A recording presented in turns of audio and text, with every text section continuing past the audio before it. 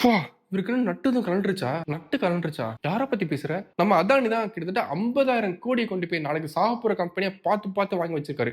இதுதான் பணம் அதிகமா இருந்தா இப்படிதான் யோசிக்க தோணும் போல. அடப்பாவி!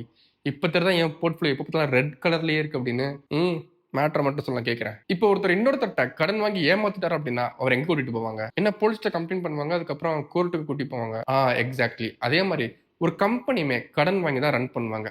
இன்கேஸ் அந்த கம்பெனி அந்த கடனை ரீபே பண்ற அளவுக்கு சம்பாரிக்கல அப்படின்னா, ப்ராஃபிட் வரல அப்படின்னா, அந்த கம்பெனில இன்வெஸ்ட் பண்ணியிருப்பாங்கல்ல இன்வெஸ்டர்ஸ் அவங்கலாம் சும்மா இருக்க மாட்டாங்க. எப்படி நமக்குள்ள பஞ்சாயத்து பண்றதுக்காக சுப்ரீம் கோர்ட், ஹை கோர்ட்லாம் இருக்கும். அதே மாரி பெரிய பெரிய கார்ப்பரேட் கம்பெனிஸ்லாம் பஞ்சாயத்து பண்றதுக்காக என்சிஎல்டி கோர்ட் இருந்துகிட்டு இருக்கு.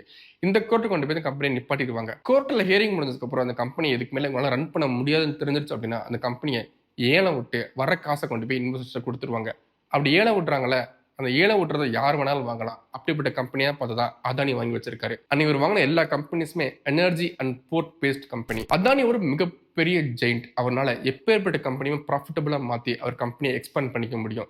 ஸோ இவர் எனர்ஜி அண்ட் போர்ட் பேஸ்ட்ல இருக்கிறதுனால அவர் கம்பெனி எக்ஸ்பேண்ட் பண்றதுக்காக இந்த மாதிரி சின்ன சின்ன கம்பெனிஸ்லாம் சீப்பா வாங்கி அவர் யூஸ் பண்ணிக்கிறாரு. இப்ப சொல்லு அதானி நட்டு கலண்டுச்சா இல்ல டைட் ஆச்சா அப்படின்னு. ஓ, இதெல்லாம் உனக்கு எப்படி தெரியுது? இதுதான் கிரே இசரா ஃபாலோ பண்ணி வச்சுக்கோங்க.